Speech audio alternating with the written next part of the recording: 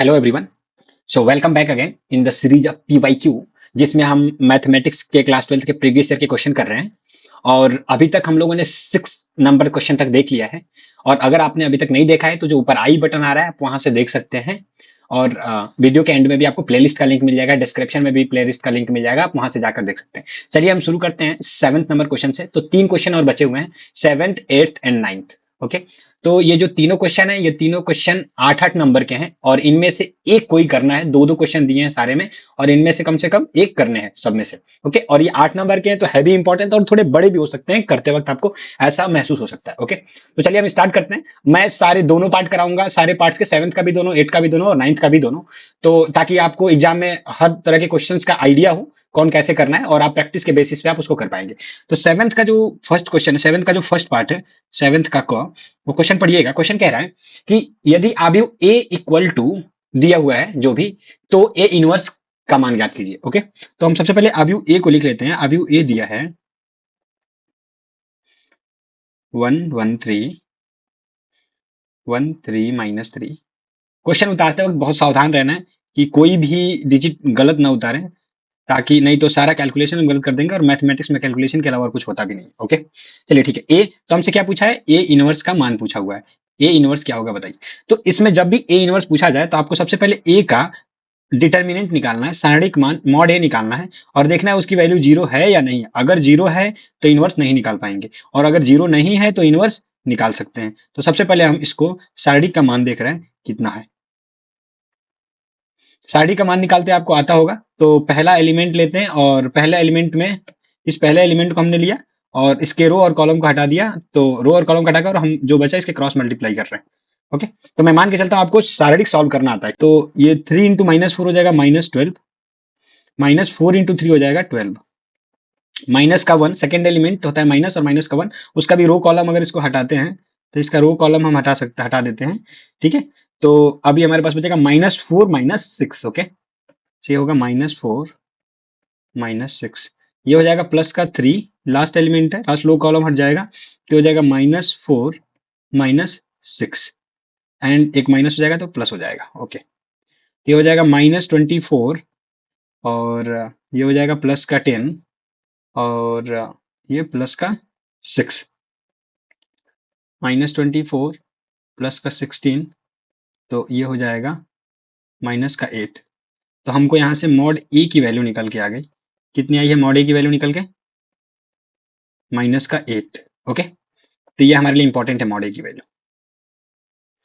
Okay, तो mod A is not, mod A की value कितना है? नॉट इक्वल टू जीरो है। अतः क्या बोला था? अगर जीरो के बराबर नहीं है तो ए इनवर्स संभव, अतः ए इनवर्स संभव है। अब ए इनवर्स संभव है तो ए इनवर्स निकालना है। ए इनवर्स निकालना है तो ए इनवर्स के लिए एक फार्मूला है जो बहुत इंपॉर्टेंट है। आप फार्मूला को आपको याद रखना पड़ेगा। अगर आपको पता है तो कोई बात नहीं। ए इनवर्स इक्वल टू होता है adjoint of A divide by mod A. Okay, तो ये फार्मूला आप याद रखिएगा, फार्मूले का काम पड़ेगा। तो हम क्या कर रहे हैं, ये फार्मूला होता है, हमें ए इनवर्स निकालने के लिए बोला है तो हम क्या करेंगे, हमने ए मॉड ए पहले ही निकाल लिया। ठीक है, मॉड ए आज निकाल लिया तो हम इसका मान रख लेंगे। हमें एडजॉइंट ए निकाल लेना है। अगर एडजॉइंट ए निकाल लिया, मॉड ए निकाल लिया, तो एडजॉइंट ए में मॉड ए से डिवाइड कर देंगे तो हमें ए इनवर्स की वैल्यू निकल जाएगी। ठीक है, तो हम चलते हैं एडजॉइंट ए निकालना। एडजॉइंट ए क्या होता है? एडजॉइंट ए होता है जो भी कोफैक्टर मैट्रिक्स होता है, एक कोफैक्टर, कोफैक्टर मैट्रिक्स का हम ट्रांसपोज ले लेते हैं तो उसको बोलते हैं एडजॉइंट। ओके, अब ये कोफैक्टर मैट्रिक्स क्या होता है? तो कोफैक्टर मैट्रिक्स को मैं थोड़ा और डिटेल में आपको बताता हूं।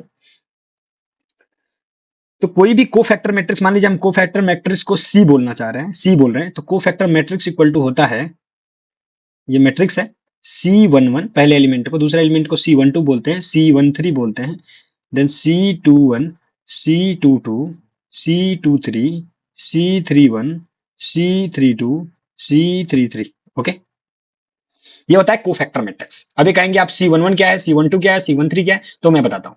अब देखिए, हमें C11, C12, C13 ये निकालना पड़ेगा। ठीक है, ये कैसे निकलेगा ये बता रहा हूं आपको। C11 मान लीजिए निकालना हो तो सबसे पहले जो ए मैट्रिक्स था, उस ए मैट्रिक्स को मैं थोड़ा पास में लिख लेता हूं, क्योंकि इन्हीं सारे के एलिमेंट्स के हेल्प से हम बना पाएंगे को फैक्टर मैट्रिक्स। हम चलिए C11 निकालते हैं। C11 निकालने के लिए हम क्या करेंगे कि C11 देखिए पहले पोजीशन पे है, इस वाले पोजीशन पे है, तो इसमें देखिए इस वाले पोजीशन पे है, इस वाले पोजीशन के एलिमेंट जो है वो इसके रो और इसके कॉलम, इसको छोड़ दीजिए।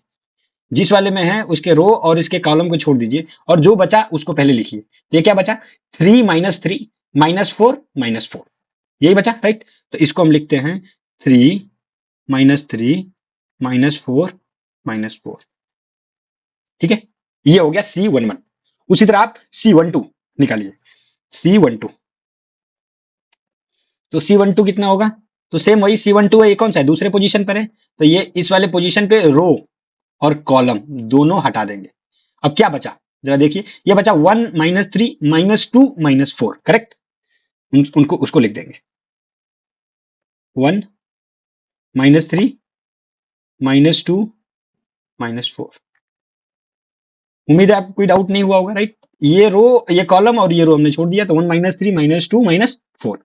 उसी तरह अब हम तीसरे को लेते हैं, तीसरे को लेंगे तो उसी तरह क्या करेंगे, ये तीसरे वाले का कॉलम और ये रो दोनों हटाएंगे, तो क्या बचा 1 3 माइनस 2 माइनस 4। ओके, तो C13 क्या निकल के आएगा, 1 3 माइनस 2 माइनस 4, ठीक है। इसी तरह आप C21 देख लेते हैं, C22 देख लेते हैं, C23, ठीक है। उसके अलावा C31, C32, C33, बस इतना ही चाहिए हमें। टोटल 9 एलिमेंट निकालने हैं, क्या कोफैक्टर मैट्रिक्स बनाने के लिए, क्योंकि कोफैक्टर मैट्रिक्स में टोटल 9 एलिमेंट ही है। चलिए ठीक है, सो C21 निकालने के लिए आप ये 21 का पोजीशन देख लीजिए, कहाँ पे है, यहाँ पे है। तो इसका रो और इसका कॉलम ये मैट्रिक्स में हटा दीजिए। अब क्या बचा 1 3 माइनस 4 माइनस 4, करेक्ट। सो 1 3 माइनस 4 माइनस 4,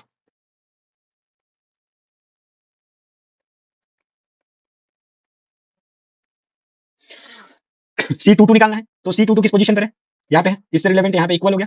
सेम रो और कॉलम हटाना है, जिस वाले रो और कॉलम में उसको हटाइए। क्या बचा देखिए 1 3 माइनस 2 माइनस 4, करेक्ट।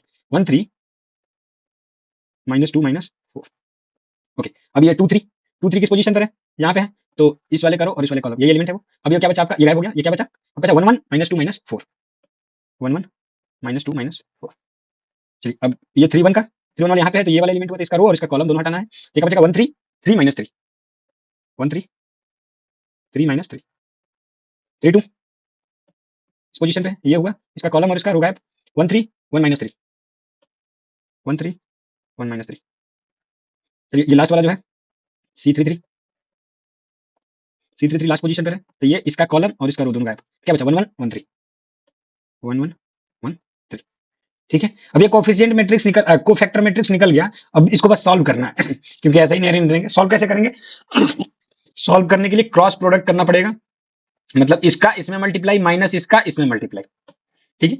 तो 3 गुणे माइनस 4 माइनस माइनस 4 गुणे माइनस 3। ध्यान दीजिए मैंने क्या किया है, इसका गुणे इसका माइनस इसका गुणे इसका, ठीक है।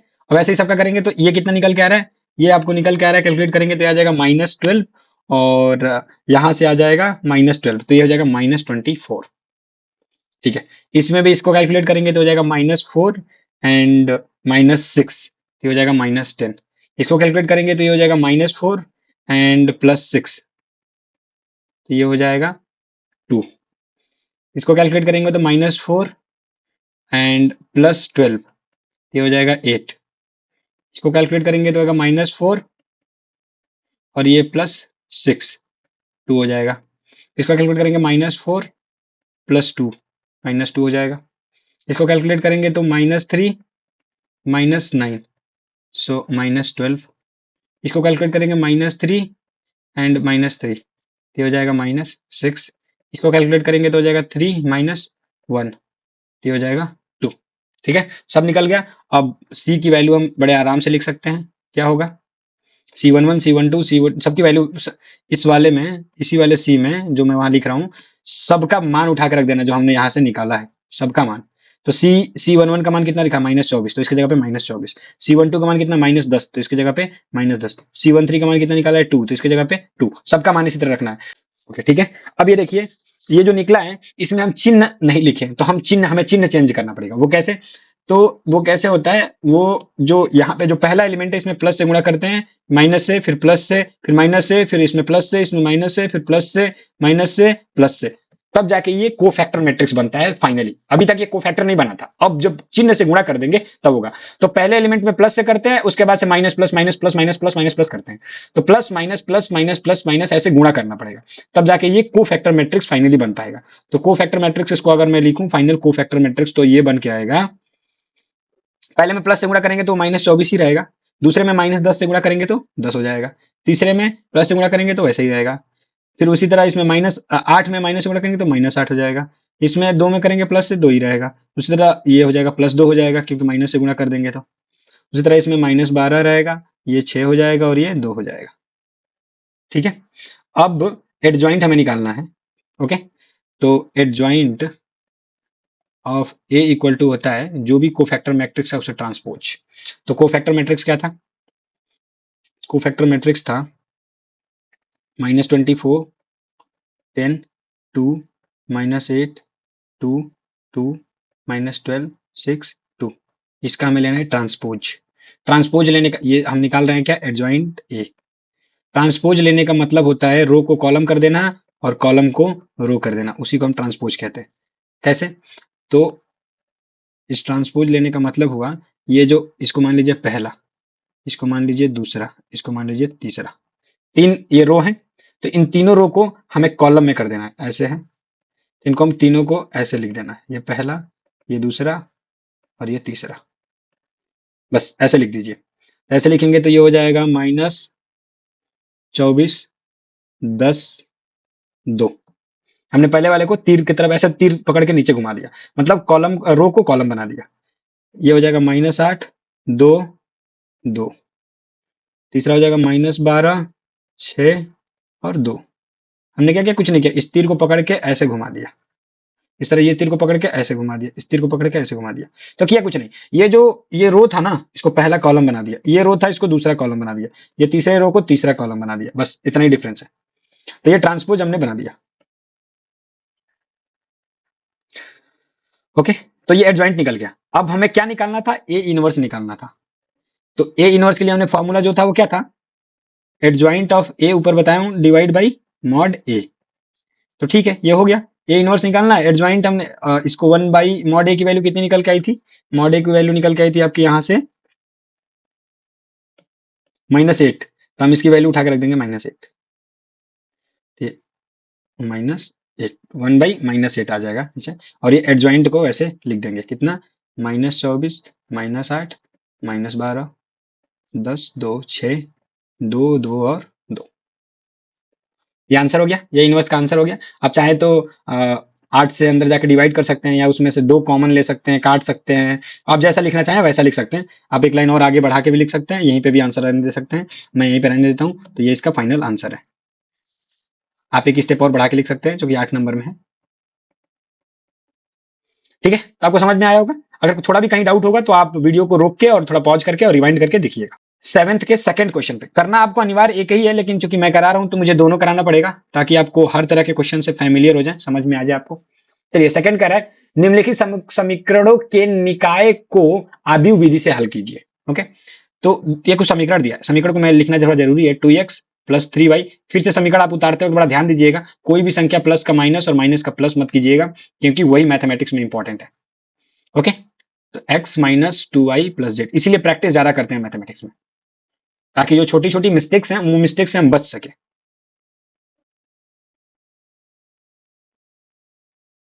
ओके, ये 3 समीकरण दिया, ये कह रहे हैं इन समीकरण को आव्यूह विधि से हल कीजिए। तो सबसे पहले एक आव्यूह की तरह इसको लिख लेते हैं। कैसे लिखते हैं आव्यूह की तरह, तो मैं बताता हूं। ऐसे ये पहला मैट्रिक्स बनाइए, दूसरा मैट्रिक्स बनाइए और बराबर तीसरा मैट्रिक्स बनाइए। कैसे, अब देखिए इसमें x y z के गुणांक लाइन से लिखिए। पहले में x का गुणांक 2, y का गुणांक 3, z का गुणांक 3, करेक्ट। दूसरे में x का गुणांक 1, y का गुणांक -2, z का गुणांक 1। तीसरे में x का गुणांक 3, y का गुणांक -1, z का गुणांक -2। ओके, लिखते वक्त बहुत ध्यान रखना है। ओके, और इसमें लिखिए x y और z, और दूसरे साइड में जो बराबर के बाहर है उसको ऐसे लाइन से लिख दीजिए। यहां तक शायद कोई दिक्कत नहीं होगा, मैंने यहाँ कुछ नहीं किया है, इसमें x का गुणांक, y का गुणांक और z का गुणांक को यहाँ लाइन में लिख लिया है। इस तरह इसमें x का गुणांक, y के गुणांक और z के गुणांक को यहाँ लाइन में लिख लिया। इसी तरह इसका भी मैंने किया है। उसके बाद एक्स वाई जेड को इस तरह लिख लिया और जो बराबर की इधर था उसको ऐसे लिख लिया। ओके, अब मैं एक चीज बता दूं, इसको हम लोग बोलते हैं ए, इसको बोलते हैं एक्स और इसको बोलते हैं बी। आबी विधि में इस तरीके से हम बोलते हैं। आप इसको चाहो तो इस तरह भी लिख सकते हो, क्या, A X equal to B. Okay, ये आबी विधि में हम ऐसे इस तरीके से करते हैं।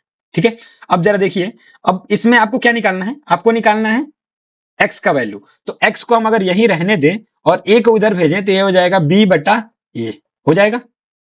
तो आप चाहे तो इनवर्स की तरह लिख सकते हैं, a इनवर्स इंटू बी, ए ऊपर जाएगा इनवर्स हो जाएगा। यहां तक समझ में आया? कोई डाउट? No doubt. यहाँ पे a की वैल्यू ये है, x की वैल्यू ये है और b की वैल्यू ये है, जो मैंने पहले ही लिख दिया है। ओके, तो आपको अब क्या करना है, ये जो है ये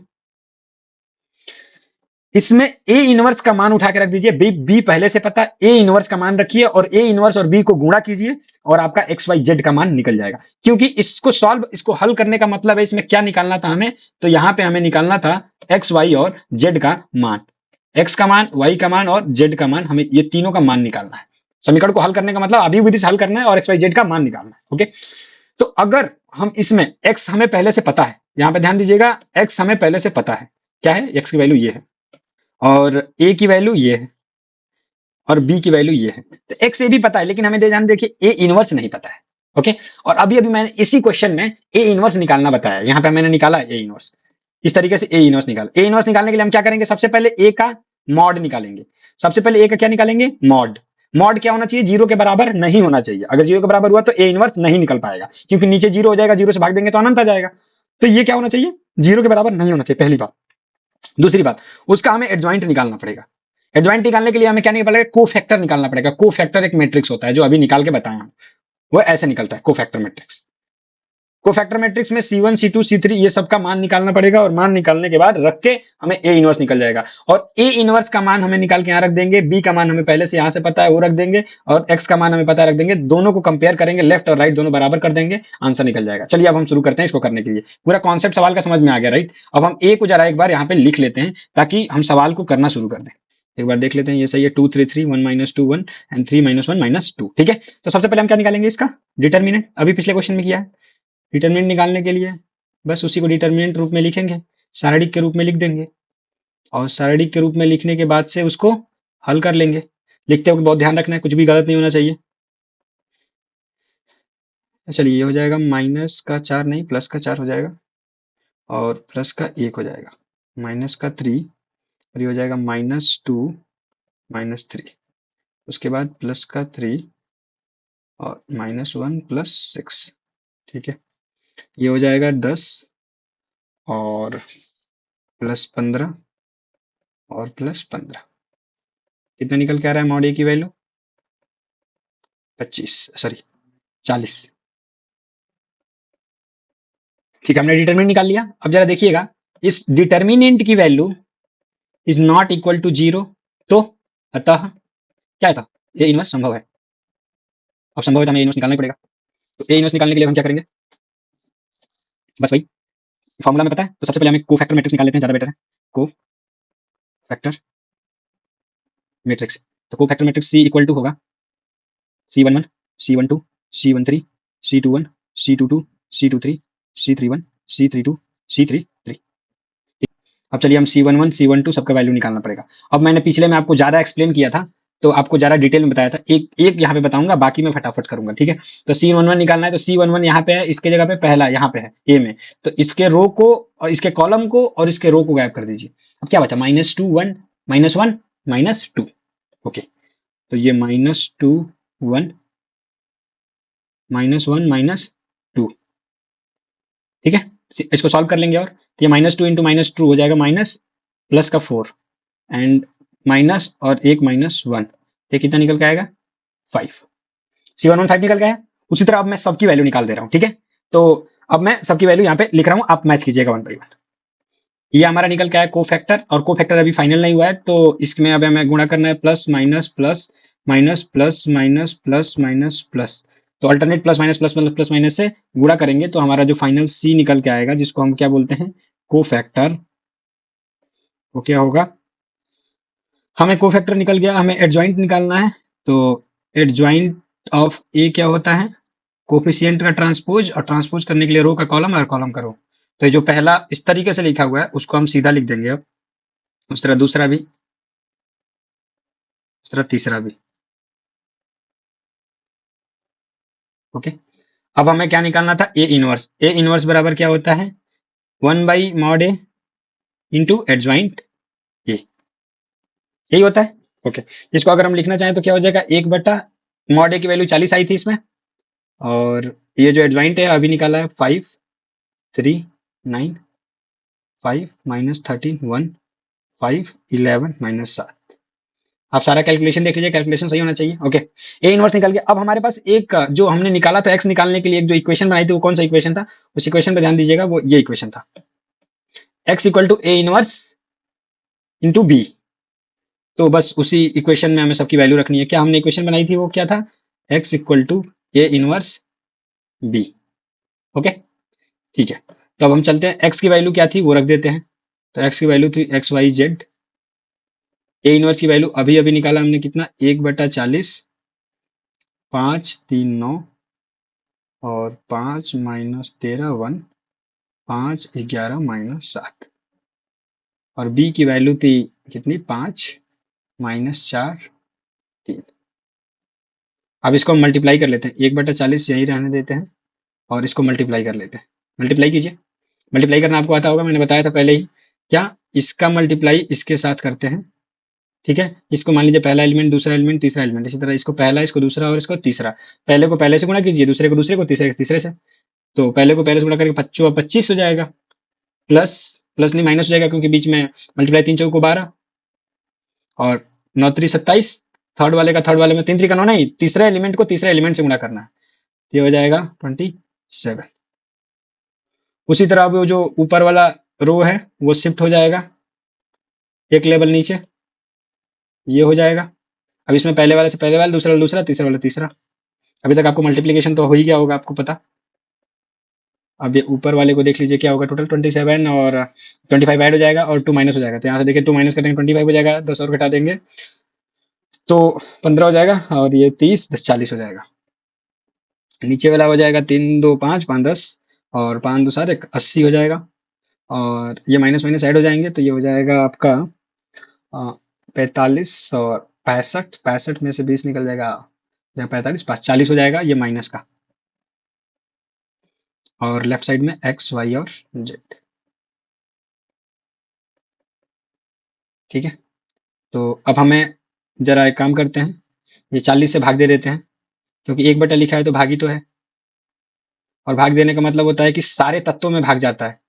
आपको मैट्रिक्स के बारे में पता होगा, मैट्रिक्स में कुछ निकालते हैं तो सब में से निकालते हैं, और भाग देते हैं तो सब में भाग देना पड़ता है। जितने एलिमेंट है, 50 एलिमेंट है तो 50 में भाग देना पड़ेगा। तो पहले में भाग देंगे तो 40 एक कम 40 एक बार में गया, दूसरे में भाग देंगे तो भाग क्यों दे रहे हैं, क्योंकि 1/, लिखा है, 2 हो जाएगा, और तीसरे में -1 होगा, ठीक है। अब ये देखिए, कोई मैट्रिक्स दो आपस में बराबर होता है, इसका मतलब क्या हुआ, एक्स एक्स का जो हर एलिमेंट बराबर होगा। तो पहला एक्स है तो एक्स इक्वल टू कितना आया, 1, ठीक है। दूसरा क्या था, दूसरा था आपका वाई, तो वाई इक्वल टू कितना हो जाएगा, 2, सब एलिमेंट को बराबर कर रहे हैं। और तीसरा क्या था, जेड, जेड इक्वल टू कितना होगा, -1। आप ध्यान से देखिए, तो आपसे एक्स वाई जेड का मान ही तो पूछा था, तो एक्स वाई जेड का यह आंसर निकल के आ गया। सिंपल था ये भी, बस आपको थोड़ा बहुत ट्रिक से करना था। ट्रिक क्या था, ट्रिक इसमें बस यही था कि आप इसको इस तरीके से लिख लो, x equal to A inverse B निकल लो, इसी को मैट्रिक्स विधि से हल किया। ये क्रैमर्स रूल नहीं है, ये मैट्रिक्स विधि, मतलब ये नॉर्मल इनवर्स से की है। ओके, अब हम चलते हैं 8वें पर। तो 8वें का फर्स्ट क्वेश्चन कह रहा है क्या, अवकल समीकरण को हल कीजिए। और अवकल समीकरण दिया है, क्या है अवकल समीकरण, tan inverse y minus X D Y equal to 1 plus Y square dx। अब देखिए, कोई भी अवकल समीकरण है ना, तो इसमें समाकलन करना पड़ेगा तो ही हल हो पाएगा, ये तो कंफर्म है। अब समाकलन आप ऐसा नहीं कि आप यहीं पे समाकलन ऐसे कर दीजिए दोनों पक्षों पे, समाकलन करना डिफिकल्ट हो जाएगा। क्योंकि देखिए, tan इनवर्स का तो आप कर लेंगे, लेकिन x का कर नहीं पाएंगे आप, क्योंकि x का y के रेस्पेक्ट में दोनों वेरिएबल है, हो नहीं पाएगा। उसी तरह x का तो इसके साथ कर लेंगे, इसके साथ नहीं कर पाएंगे। तो आप इसको वेरिएबल सेपरेबल से अलग अलग आप करने की कोशिश करेंगे, तो आप अलग अलग नहीं कर पाएंगे। ओके, तो हम क्या करते हैं, हमें एक और जो एक होता है if method, integrating factor method, उससे करना पड़ेगा। उससे ये क्वेश्चन दिख रहा है मेरे को होते हुए। कैसे? तो एक आपको आईएफ मेथड होता है, वो पता नहीं आपको पता है कि नहीं, मैं बता देता हूं। ये होता है D X divide by D Y plus P X equal to Q. इस रूप में अगर हो तो इसका निकल सकता है क्या? सबसे पहले हम इसका आईएफ निकालते हैं। आईएफ क्या होता है? Integrating factor. आपने अवकलन समीकरण को हल करने में ये सब पढ़ा होगा। अगर आपने नहीं पढ़ा है तो आप रिवाइज कर सकते हैं, आपके पास टाइम हो तो। नहीं तो आप इसको एक तरह से प्रैक्टिस करके रट लीजिए। रटने के लिए बोल रहा हूं क्यों? क्योंकि अब लास्ट स्टेज है एग्जाम का। इस समय आप एकदम पूरा समझ नहीं पाएंगे तो समझ भी नहीं पाएंगे। तो ऐसा समझिए D X by D Y plus P X, P into X हो गया एक तरह से, P X equal to Q. IF होता है ई के power integration of P D Y. Okay. और जो आंसर निकालना होगा तो उसका क्या करेंगे? आंसर निकालना भी बहुत इजी होता है। क्या? इसमें होता है X into I F equal to integration of Q into I F D Y plus C. यही आंसर निकल के आता है। ये एकदम सेट मेथड है। इसी मेथड पे मैं आपको इस क्वेश्चन को करूंगा। तो कैसे करना है जरा ध्यान दीजिएगा, मैं बताता हूं। आप एक काम कीजिए, आप देख रहे हैं इसमें D X by D Y करना है, तो D X by D Y कीजिए और बाकी को दूसरे साइड भेजिए। तो करते हैं टेन इनवर्स, इधर से डी वाई उधर भेज देते हैं। तो ये tan inverse Y minus X, और ये दोनों को अलग अलग या एक ही साथ रहने देते हैं, बेटा आपको कंफ्यूजन हो सकता है। One plus Y square. तो मैंने क्या किया, उधर वाले को इधर भेज दिया, इधर वाले को डी वाई को उधर भेज दिया। हो गया ये। तो D X by D Y दिख रहा है, ठीक है। अब ये जो x है, जो माइनस में x है, उसको दूसरे साइड ले जाएंगे ताकि वो x में दिखने लगे। तो उसको आप एक ऐसा लिख सकते हैं, पहले D X by D Y लिख लेते हैं, ठीक है। इस वाले को इधर रखते हैं, इधर वाले को उधर लिख दिया, ठीक है। और ये देखिए, ये दोनों में चाहे तो दोनों में डिवाइड हम कर सकते हैं। एक स्टेप और लिख देता हूँ, आपके लिए सिंपल रहेगा समझना। Tan inverse Y divide by one plus Y square minus X divide by one plus Y square. Okay. अब हम क्या कर रहे हैं, D X divide by D Y, और ये उधर माइनस में तो इधर आ जाएगा प्लस, इसको वन बाई कर लेता हूँ, one by one plus Y square into X equal to tan inverse Y divide by one plus Y square. अब जरा ध्यान से देखिए, ये इसी की तरह बन चुका है। ये वाला देखिए D X by D Y, ये भी D X by D Y है। ये इसको मान लीजिए p है, तो ये यहाँ पे p हो गया, x की जगह पे x ही है, और ये पूरा q है तो ये q की जगह पे आ गया। तो ये इसी के मेथड से लग जाएगा। बस इसी सारे स्टेप्स को हमें फॉलो करना है। अब इसके जैसा ये दिख रहा है, इस वाला ये वाला इसके जैसा दिख रहा है। इसमें आपको p की जगह पे क्या दिख रहा है? p की जगह पे दिख रहा है one by one plus Y square, और q की जगह पे क्या दिख रहा है? Tan inverse Y divide by one plus Y square, ठीक है। तो सबसे पहले हम इसमें क्या निकालते हैं, आईएफ निकालते हैं। आईएफ क्या होता है? इंटीग्रेटिंग फैक्टर होता है। तो इंटीग्रेटिंग फैक्टर क्या होता है? इसी की सहायता से हल करते हैं, इसलिए इसको इंटीग्रेटिंग फैक्टर होता है। पी की जगह पे होगा one plus Y square D Y, ठीक है। तो ये इंटीग्रेटिंग फैक्टर क्या होगा? Integration of one divide by one plus Y square क्या होता है? टेन इनवर्स वाई होता है। ये आपको पता होना चाहिए, टेन इनवर्स वाई। कौन सा फॉर्मूला यूज कर रहा हूँ यहाँ पे? Integration of one by one plus Y square D Y equal to tan inverse Y.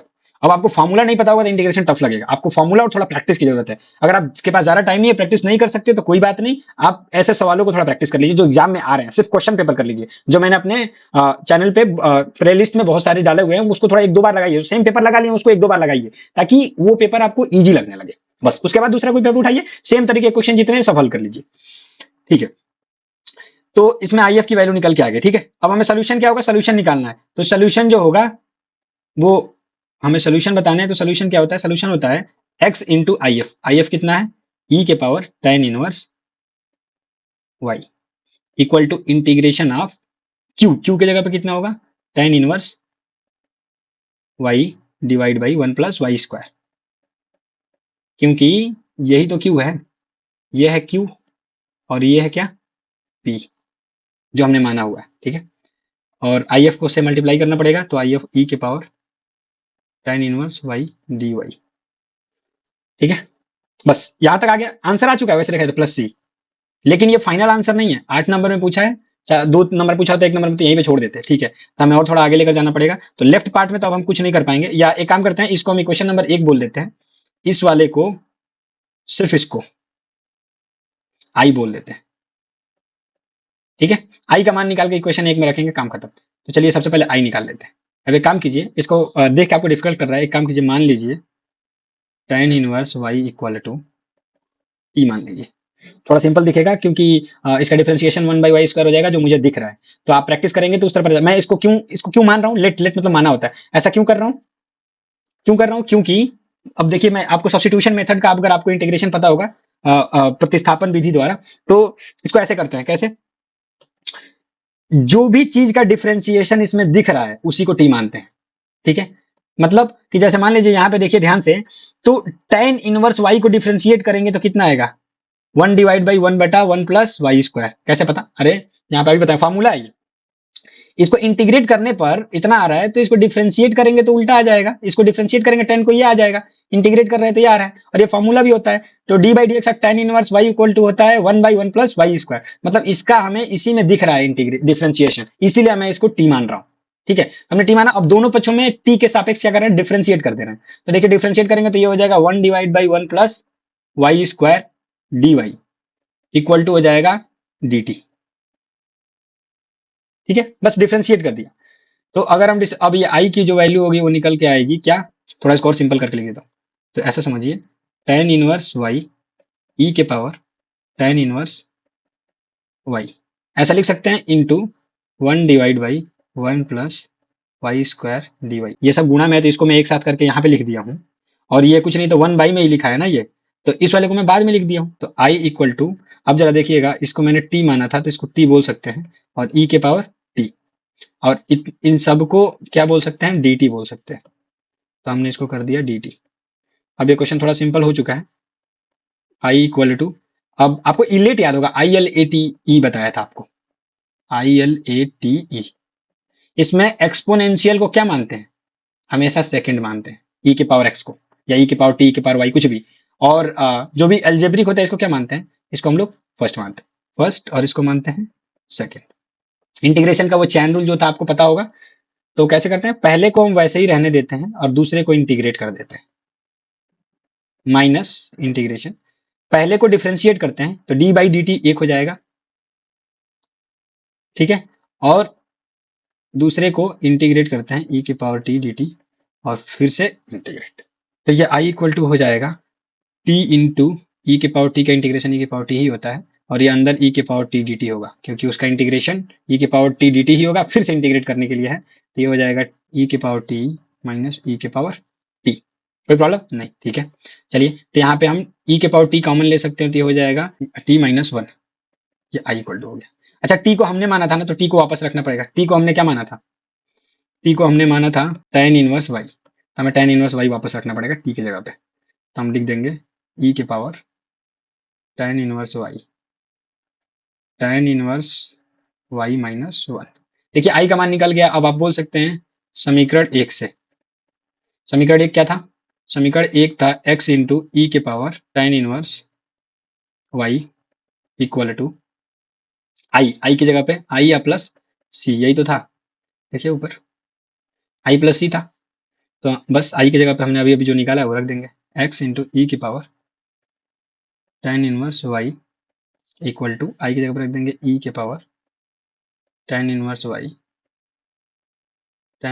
y minus 1 plus C. तो यहां तक कोई डाउट नहीं होगा, राइट। तो ये है हमारे लिए फाइनल आंसर। अब चलिए हम 8वें का सेकंड पार्ट करते हैं। सेकंड पार्ट भी इसी तरह का है, इसमें से आपको कोई एक एग्जाम में करना है जो आपको सिंपल, आपको उस समय जो भी टिक करे दिमाग पे पहले। चलिए 8वें का ख, 8वें का ख क्या कहता है, अवकलन अवकल समीकरण को हल कीजिए, और अवकल समीकरण दिया है dy/dx plus y equal to y/x equal to x²। ठीक है, और एक चीज और दिया है, एंड क्या बोला है, y इक्वल टू 1 होगा जब, तब x इक्वल टू 1 होगा, बस। ठीक है, तो अब जरा देखिए, ये क्वेश्चन मुझे डायरेक्ट ही एक दूसरे उसका उल्टा फॉर्म दिख रहा है पहले वाले का, मैं इसको लिख के दिखाता हूँ। इसको मैं मान लीजिए dy/dx लिखा है plus 1/x y equal to x² लिखा है। ये भी उसी की तरह है, जो ऊपर बताया था उसी का फॉर्म है। फॉर्म बता देता हूँ कैसा होता है, dy/dx, दो ही फॉर्म होते हैं, एक dx/dy होता है, एक dy/dx होता है, प्लस पी इसको बोल लीजिए into Y equal to Q. देखिए ऊपर इसमें और उसमें क्या डिफरेंस है, यहाँ पे D Y by D X था प्लस पी इंटू एक्स था, तो ऊपर एक्स था तो यहाँ पे भी एक्स था बस, और यहाँ पे ऊपर वाई है तो यहाँ पे भी वाई है।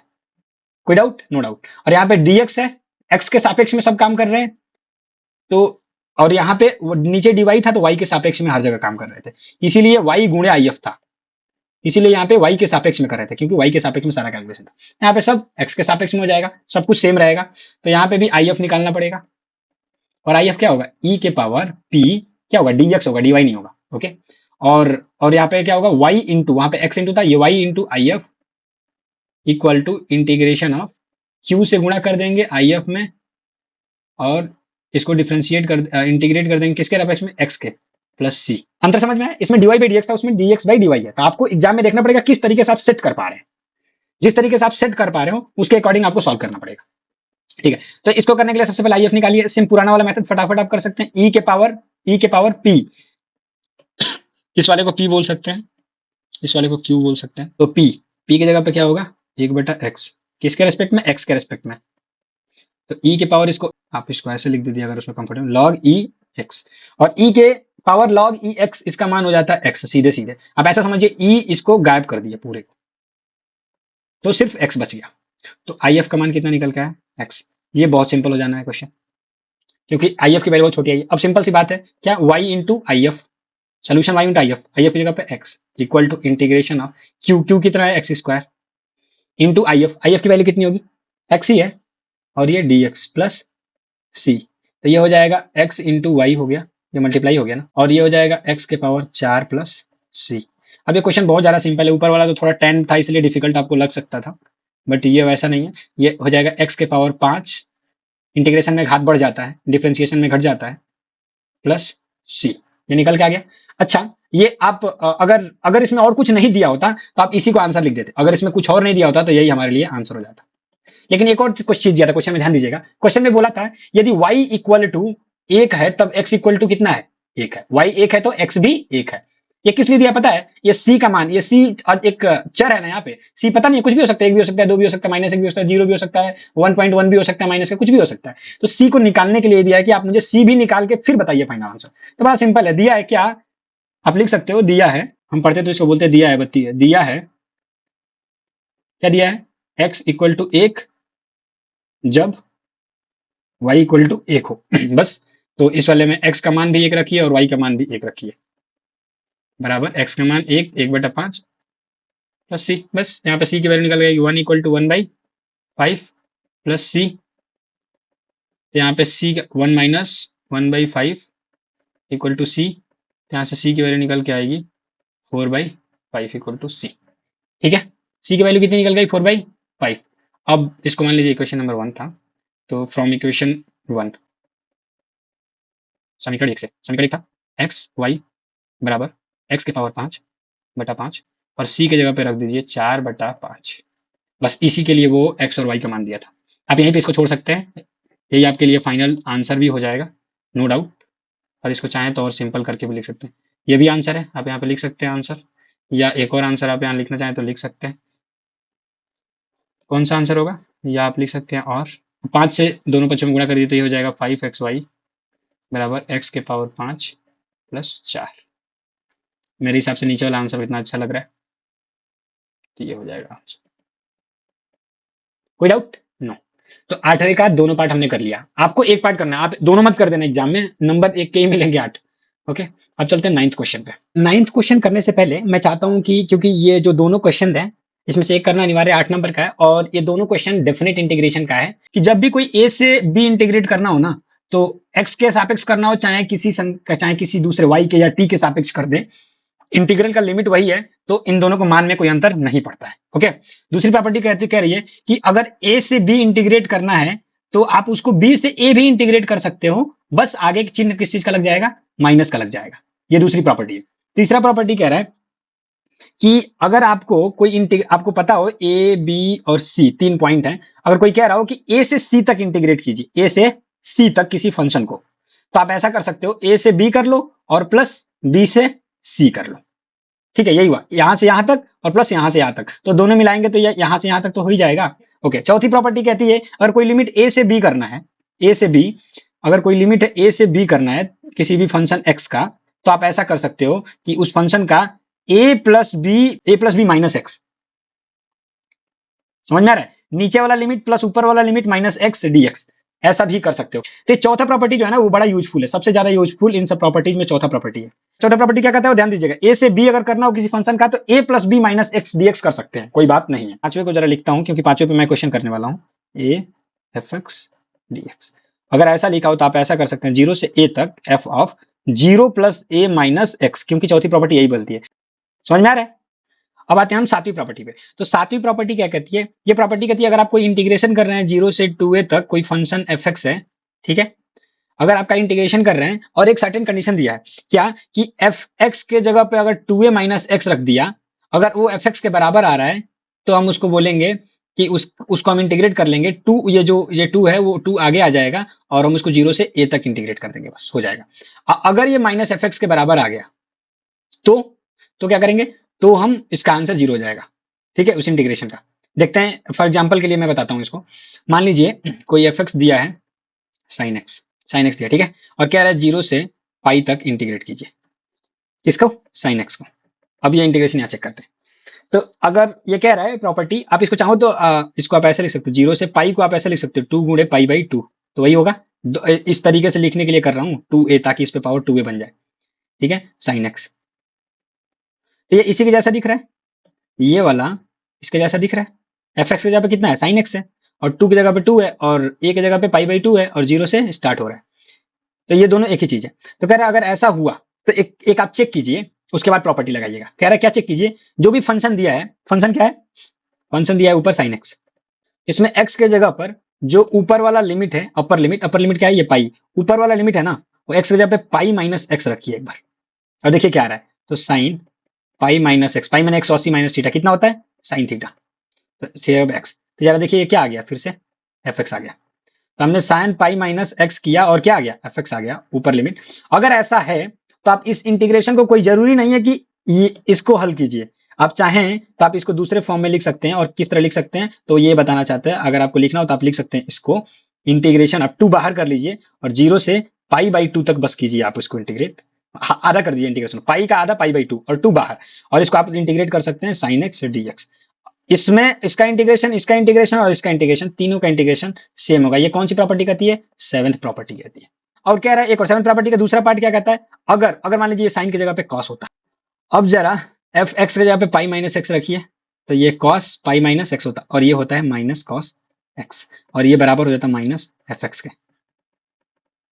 तो इस केस में इस प्रॉपर्टी हेल्प कर देती, कहती है क्या प्रॉपर्टी, अगर आपने पाई माइनस एक्स रखा ऊपर लिमिट, ये देखिए पाई माइनस एक्स, पाई ऊपर वाला लिमिट है, तो अगर आपने ऐसा रखा, अगर वो माइनस एफ एक्स के बराबर आ गया, तो प्रॉपर्टी कहता है सीधे सीधे इसका आंसर लिख दीजिए जीरो, आप इसको इंटीग्रेट भी मत कीजिए। ये प्रॉपर्टी का फायदा है, आपको इंटीग्रेट करना ही नहीं पड़ेगा, आप ऐसे देखो और जैसे ही आया माइनस एफ एक्स तो आप प्रॉपर्टी को यूज कर लो, खत्म।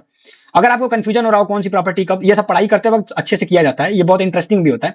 फिलहाल के लिए आप ज्यादा कंफ्यूज मत होइए, बस प्रॉपर्टी का मैं ओवरव्यू दे रहा हूँ और क्वेश्चन कराऊंगा, तो क्वेश्चन में देख लीजिएगा किस तरह यूज करें, दैट्स इट, ठीक है, यहाँ तक कोई डाउट नहीं, राइट। और ये आठवीं प्रॉपर्टी बस बताता हूँ, अगर माइनस ए से ए इंटीग्रेट कर रहे हो और फंक्शन में एफ एक्स में एक्स की जगह पर अगर माइनस एक्स रखने पर फिर से एफ एक्स आ जाए, तो आप उसको फिर से आधा कर सकते हैं, आप माइनस ए से एक करने के बजाय दो गुना कर दीजिए और जीरो से ए तक कर दीजिए, बस ऊपर वाला जैसा ही है। अगर ये माइनस एफ एक्स के बराबर आया तो क्या करेंगे, तो उसका आंसर जीरो हो जाएगा, बस। तो पहला बता दिया, दूसरा, तीसरा, चौथा, पांचवा और छठवां प्रॉपर्टी उतनी नीड है नहीं, छठवां प्रॉपर्टी कुछ खास नहीं है, ये सातवें से रिलेटेड है, ओके। सातवां प्रॉपर्टी और आठवां प्रॉपर्टी, इस प्रॉपर्टी को एक बार देख लीजिए, समझ लीजिए थोड़ा सा, और उसके बाद हम क्वेश्चन करते हैं। तो नौवे का जो पहला क्वेश्चन है वो इसी पे बेसिस है, चलिए हम करते हैं नौवे का फर्स्ट क्वेश्चन, पहले करते हैं फर्स्ट क्वेश्चन। वो क्वेश्चन कहता है मान ज्ञात कीजिए, और किसका मान ज्ञात करना है, मान ज्ञात करना है जीरो से pi X D X divide by A square cos square X plus B square sine square X, इसका मान ज्ञात करना है, ठीक है। तो सबसे पहले इस क्वेश्चन को देख के मुझे याद आ रहा है, मैंने ये क्वेश्चन किया हुआ है पहले, अपने टाइम पे कर रहा था। तो इस क्वेश्चन में ना यहाँ पे एक्स जो दिया है, इस एक्स को सबसे पहले हटाते हैं। ये क्वेश्चन में एक्स अगर हट जाएगा तो ये क्वेश्चन आसान हो जाएगा, ठीक है। तो क्वेश्चन में एक्स हटाने के लिए क्या करते हैं, सबसे पहले इसको हम आई मान लेते हैं, हम एक प्रॉपर्टी लगाते हैं। तो प्रॉपर्टी नंबर 5 हम यूज करते हैं, दिस प्रॉपर्टी, क्या है प्रॉपर्टी, कह रहा है 0 से a तक इंटीग्रेट एफ एक्स का कर रहे हो ना, कर रहे हो अगर ऐसा, तो आप 0 से a तक कीजिए, बट x की जगह पे क्या रखिए, ऊपर वाला लिमिट माइनस एक्स, माने a माइनस एक्स। ठीक है, तो इस प्रॉपर्टी का हम यूज करते हैं, i equal to integration 0 to pi, और कह रहा है x की जगह पे क्या रखना है, पाई माइनस एक्स, ये dx ऐसे ही रहेगा, और ये हो जाएगा a स्क्वायर कॉस स्क्वायर, और x की जगह पे क्या रखना है, पाई माइनस एक्स, उसी तरह b स्क्वायर x की जगह पे रखना है sine square pi minus x. ठीक है, चलिए i इक्वल टू होगा 0 से पाई, ये पाई माइनस एक्स ऐसे ही रहेगा dx, और ये नीचे वाला देखिए a स्क्वायर, और cos पाई माइनस एक्स कितना होता है, माइनस कॉस एक्स, और माइनस कॉस एक्स का स्क्वायर करेंगे तो cos स्क्वायर एक्स हो जाएगा, plus b square sine pi minus x होता है साइन एक्स, और उसका स्क्वायर साइन एक्स हो जाएगा, साइन स्क्वायर एक्स हो जाएगा। इसको इक्वेशन नंबर 1 बोल सकते हैं, इसको इक्वेशन नंबर 2 बोल सकते हैं। ठीक है, अब एक काम कीजिए, इक्वेशन 1 और 2 को ऐड कीजिए। क्यों कर रहे हैं इक्वेशन 1 और 2 को ऐड, ये x से x काटने के लिए, जोड़ेंगे तो ये x से x, ये x कट जाएगा, इसलिए कर रहे हैं। ओके, चलिए इक्वेशन 1 और इक्वेशन 2 को ऐड कर देते हैं, तो लेफ्ट में ऐड हो जाएगा तो i प्लस आई हो जाएगा बराबर, राइट में ऐड होगा तो ये बाहर हो जाएगा, और हर बराबर है, ध्यान देखिएगा दोनों का हर बराबर है, तो अंश जुड़ जाता है सीधे सीधे, तो मैं 2 बार नहीं लिख रहा हूँ, यहीं पे कर दे रहा हूँ,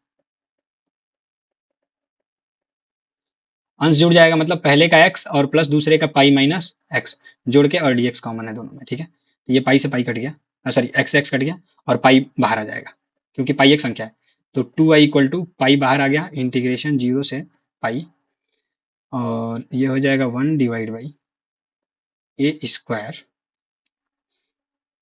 cos square X plus B square sine square X D X. अब देखिए इसका इंटीग्रेशन फिर से करना है हमें, इंटीग्रेशन करना मुझे थोड़ा सा साइन और कॉस में होता है ना, तो डिफिकल्ट होता है इंटीग्रेट करना। एक काम, क्योंकि ऊपर 1 है, तो एक काम कीजिए, ऊपर कुछ लाने के लिए हम क्या करते हैं ना, ऊपर भी कॉस स्क्वायर एक्स से डिवाइड करते हैं, नीचे भी कॉस स्क्वायर एक्स से डिवाइड करते हैं, तो क्या होगा कि ऊपर भी कुछ आ जाएगा और नीचे भी कुछ आ जाएगा, तो कुछ क्या आएगा, ऊपर सेक स्क्वायर एक्स आ जाएगा और नीचे tan आ जाएगा, और tan का डिफरेंशिएशन सेक होता है, तो ईजी हो जाएगा हमारे लिए इंटीग्रेट करना। तो मैं इंटीग्रेशन को आसान बनने के लिए, पाई तो ऐसे ही रहेगा 0 से पाई, ठीक है, मैं ऊपर भी किससे डिवाइड कर रहा हूँ, कॉस स्क्वायर एक्स से, तो ये हो जाएगा 1 बटा कॉस स्क्वायर एक्स, नीचे भी डिवाइड करूंगा तो ए स्क्वायर पहले में डिवाइड होगा तो कट जाएगा, और दूसरे में डिवाइड होगा तो B square tan square X D X हो जाएगा, 2i इक्वल टू पाई 0 से पाई, ये ऊपर हो जाएगा sec square X divide by A square plus B square tan square X D X. तो यहाँ पे देखिएगा, मुझे यहाँ पे एक चीज दिख रहा है, एक प्रॉपर्टी मुझे लगता है वो दिख रहा है क्या, अगर मैं एक्स की जगह पर पाई माइनस एक्स रख दूं, तो सेक पाई माइनस थीटा हो जाए, माइनस सेक थीटा स्क्वायर करेंगे तो एफ एक्स आ जाएगा, और नीचे वाला tan x है, और पाई माइनस थीटा की वैल्यू होती है माइनस tan थीटा स्क्वायर करेंगे तो tan थीटा आ जाएगा। तो ध्यान से देखा जाए तो अगर मैं इसको एफ एक्स मानू ना, एक मिनट के लिए, एफ एक्स क्या माना, एफ एक्स, तो इसमें अगर मैंने पाई माइनस एक्स रखा तो ये दोनों बराबर आ रहे हैं, मतलब ये फंक्शन में अगर मैं x की जगह पे पाई माइनस एक्स रखूंगा तो ये आ रहा है एफ एक्स, वही दोबारा आ जा रहा है। रख के रखना चाहते हो, रख के दिखा देता हूँ, 2 इक्वल टू ये पाई ऐसे ही रहेगा,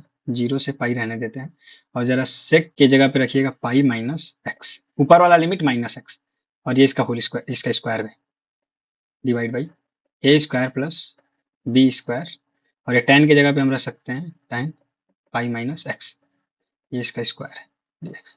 मैंने क्या किया है यहाँ पे, मैंने किया है यहाँ पे जो भी था इसमें, अब मैंने पाई माइनस एक्स किया है, तो ये देखिए ध्यान से देखिए, ये एफ एक्स के बराबर आ जाएगा। क्यों आ रहा है, क्योंकि ये सेक पाई माइनस एक्स होता है माइनस सेक एक्स, और इसका स्क्वायर करेंगे तो फिर से सेक आ जाएगा, इसी तरह tan पाई माइनस एक्स होता है माइनस tan एक्स, इसका स्क्वायर करेंगे तो फिर से tan एक्स आ जाएगा, तो जो हमने किया था फिर दोबारा उसको करने पे फिर यही आ जा रहा है।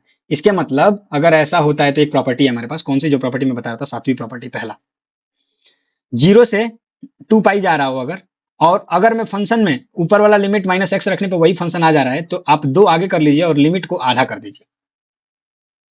ठीक है, 2 आगे कर लीजिए और लिमिट को आधा कर लीजिए। अब कहेंगे 2 इसमें है कहाँ, तो 2 है, उसको 2 ऊपर बटा में कर लेंगे ना, ये हो जाएगा 2i इक्वल टू पाई, और दो ऊपर का वो 2 है, यहाँ पे आप लिख सकते हैं ना 2 इंटू पाई बाई 2, चलिए एक स्टेप लिख ही देता हूँ, 2 इंटू पाई बाई 2, ऐसा लिख सकते हैं, पाई रहेगा, और ये तो वही हो गया sec square X divide by A square plus B square tan square X D X. Okay, तो ये हो जाएगा 2i इक्वल टू पाई, और ये क्या था, 2 आगे आ जाएगा प्रॉपर्टी नंबर 7 से, तो यहाँ पे आप लिख सकते हैं, लिखना चाहें तो, जैसे यहाँ पे आप लिख सकते थे क्या, फ्रॉम प्रॉपर्टी 5। और प्रॉपर्टी 5 भी लिख दीजिए, कई लोग नंबर ऊपर नीचे रखते हैं, तो आप चाहें तो इस प्रॉपर्टी को लिख सकते हैं। क्या? Function integration of 0 to a F X D X equal to 0 to a F A minus X D X, इतने के द्वारा। यहाँ पे आप इसको यहाँ पे लिख सकते हैं, ठीक है। जैसे यहाँ पे मैं आपको लिख सकता हूँ, जो यहाँ पे प्रॉपर्टी नंबर 7 से, यहाँ पे मैं लिख सकता हूँ प्रॉपर्टी 7 से। और प्रॉपर्टी 7 क्या है, ऐसे लिख सकते हैं आप, 0 to A F X D X equal to D X, क्यों? एफ माइनस एक्स है इक्वल टू एफ एक्स, इसी की वजह से टू, ये जो था ये वाला टू बाहर आ जाएगा यहाँ पे, और 0 टू पाई बाई टू से बचेगा sec square X divide by A square plus B square tan square X D X. ठीक है, ये प्रॉपर्टी लग गया। अब इसमें टू से टू कैंसिल हो जाएगा और ये आगे हो जाएगा आई इक्वल टू, पहले लिख सकते हैं pi 0 to pi by two sec square X divide by A square plus B square tan square X D X. अब इस क्वेश्चन को थोड़ा और आगे हम कर लेते हैं। अब ये क्वेश्चन इजी हो चुका है। अब ये काम कीजिए, आप मान लीजिए, माना b tan x equal to T, ठीक है। ये जो b है ना, b tan x, ये b tan x का स्क्वायर लिखा हुआ है, तो हम b tan x को t मान ले रहे हैं। तो अगर दोनों साइड डिफरेंशिएट करेंगे तो हो जाएगा b बाहर ही रहेगा, tan का डिफरेंशिएशन हो जाएगा sec स्क्वायर x dx बराबर dt, ठीक है। तो sec स्क्वायर x dx बराबर हो जाएगा dt बटा b। चलिए इस वाले को हम आगे लिखते हैं, i इक्वल टू, और लिमिट भी एक बार चेंज कर लेते हैं। तो जब जब जब x की लिमिट 0 होगी, तब तब यहाँ पे t देखिए क्या होगा, x टेन 0 0 होगा, तो t की वैल्यू कितनी होगी? 0 होगी। कहाँ से देख के बता रहा हूँ? यहाँ से। जब x की वैल्यू 0 रखेंगे तो टेन 0 की वैल्यू होती है 0, तो t की वैल्यू कितनी निकल के आएगी? 0 ही आएगी, ओके। और जब जब x की वैल्यू पाई बाई टू होगी, तब तब t की वैल्यू कितनी होगी? जब जब x की वैल्यू यहाँ पाई होगी, तो 1090 की वैल्यू इनफाइनाइट होती है, ओके। तो t की वैल्यू कितना हो जाएगा? अनंत होगा, इनफाइनाइट।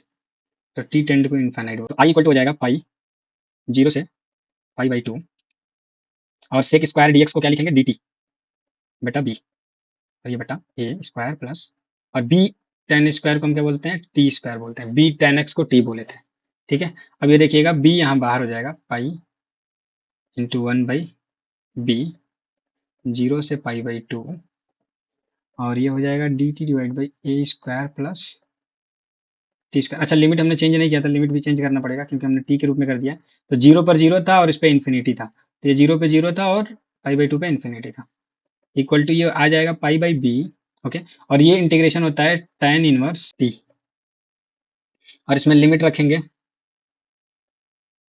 0 से इनफाइनाइट, ठीक है। मैं कौन सा फॉर्मूला यूज किया हूँ? Integration of one by A square plus T square equal to one by A tan inverse T by A. तो यहाँ पे वन बाई ए छूट रहा था, वन बाई ए, ठीक है, ओके। तो ये हो जाएगा I equal to pi by B into one by A भी बाहर हो जाएगा, और अपर लिमिट रखेंगे तो tan इनवर्स, अपर लिमिट रखेंगे तो ये हो जाएगा इनफाइनाइट माइनस tan इनवर्स 0।